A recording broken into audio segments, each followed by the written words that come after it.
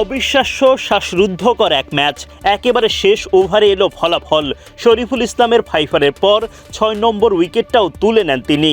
কাটার master Mustafizur Rahman centurion Cooper কনলিকে ফেরান, তবে ভাগ্য সহায় হয়নি শেষ পর্যন্ত। পূরণ হলো না অজিদের হোয়াইট ওয়াশ করার স্বপ্ন।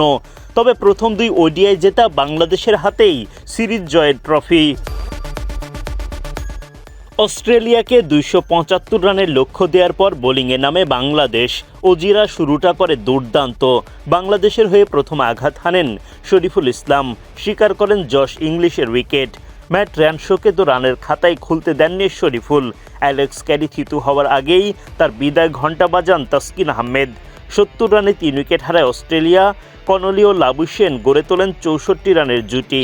ওই জুটি ভাঙেন শরীফুল। লিটনের বদলি হিসেবে নামা উইকেট কিপার নুরুল হাসান সোহান নেন দুর্দান্ত ক্যাচ।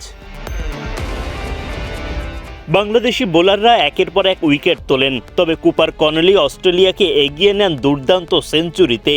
২৭ রান করা ক্যামেরুন গ্রিনকে অবশ্য ইনিংস বড় করতে দেননি শেখ মেহেদী। এরপর শুরু শরীফুল ইসলামের জাদু, তুলে নেন ফাইফার, পূরণ করেন তার ৬ষ্ঠ উইকেটও। আর সেঞ্চুরিয়ান কনলিকে ফিরিয়ে ম্যাচ জমিয়ে তোলেন মুস্তাফিজুর রহমান। যদিও শেষ পর্যন্ত জয় অজিদের। ফুটবল বিশ্বকাপের উন্মাদনার মাঝেই অস্ট্রেলিয়ার বিপক্ষে সিরিজের তৃতীয় ও শেষ ওয়ানডেতে মাঠে নামে বাংলাদেশ। আগেই সিরিজ জয় নিশ্চিত করা টাইগারদের সামনে লক্ষ্য এবার আরও বড়। নিয়মিত ওয়ানডে অধিনায়ক মেহেদী হাসান মিরাজ চোটের কারণে মাঠের বাইরে। নেতৃত্বের ভার দাঁড়ায় নাজমুল শান্তর কাঁধে। টস জিতে আগে ব্যাটিংয়ের সিদ্ধান্ত নেন ভারপ্রাপ্ত অধিনায়ক শান্ত। বাংলাদেশের হয়ে ইনিংস শুরু করতে নামেন সৌম্য সরকার ও তানজিদ তামিম, তবে তারা ভালো শুরু এনে দিতে ব্যর্থ হন। মাত্র ২ রানের মধ্যেই প্রথম উইকেট হারায় বাংলাদেশ।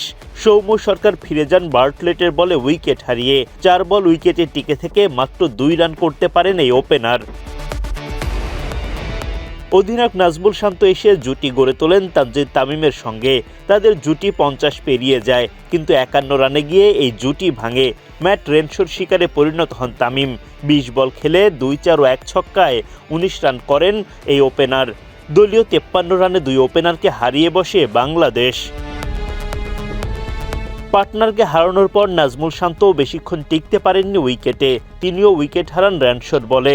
৫০ বলের ধীরগতির ইনিংসে ৩ বাউন্ডারিতে ২৪ রান আদায় করতে পারেন শান্ত। ৬১ রানে ৩ উইকেট হারালে দলকে পথ দেখান লিটন দাস ও তাওহিদ হৃদয়। লিটন হৃদয়ের জুটিতে দলীয় ১০০ পার করে বাংলাদেশ। এই জুটি তাদের ৫০ পেরিয়ে যায়। লিটন হৃদয়ের জুটির ওপর ভর করে যখন এগিয়ে যাওয়ার স্বপ্ন দেখে টাইগাররা, তখনই বাধে বিপত্তি। লিটন দাস অস্বস্তি বোধ করতে শুরু করেন। ৪৮ রানে অপরাজিত থাকা অবস্থায় রিটায়ার্ড হার্ট হয়ে মাঠ ছাড়েন তিনি। উইকেটে আসেন মোসাদ্দেক হোসেন সৈকত। সৈকতের সাথেও হৃদয় জমিয়ে তোলেন জুটি। দলীয় ২০০ রানের গণ্ডি পেরিয়ে দ্রুত এগিয়ে যায় টাইগাররা। সৈকত হৃদয় ২ প্রান্ত থেকে রান তুলতে থাকেন। একের পর এক মাইলফলক স্পর্শ করেন তারা। ফলে বাংলাদেশের রান বাড়তে থাকে। হৃদয়ের পর শেখ মেহেদী আউট হলে আবারও ব্যাটিংয়ে ফেরেন লিটন দাস, আদায় করেন ৫০। শেষ পর্যন্ত অজিদের সামনে লড়াকু পুঁজি দাঁড় করাতে পারে টাইগাররা।